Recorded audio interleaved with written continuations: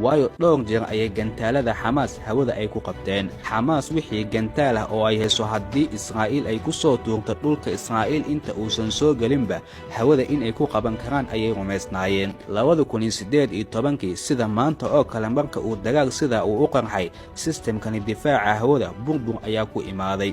magaalooyin kamid ah Israa'iilna gantaalada Xamaas ayaa ku soo dhacay. mar labaadna maalintii daraad ahayd sanadkani 2022 mar kale ayuu systemkani fadeexad uu la kulmay. adduunka oo dhan systemkani balaayiinta dollar Mareykankii Israa'iil ay iska kaashadeen in gantaalada uu qaban waayo arrin la yaab leh ayay ku noqotay. waayo Israa'iil dhanka iyo Xamaas systemka kaliya ay u aragtay in uu difaaci karo waa systemkani. mawduucyada maanta dhanka iyo difaaca hawada sare lagaga hadlayo waa systemkani wixii ku dhacay. gantaalada Xamaas Israa'iil ay ku soo tuurtay systemkani isaga oo gantaalka hadafkii loogu talagalay aanan gaarin ayuu hawada in badan uu ku qarxiyay. Xamaas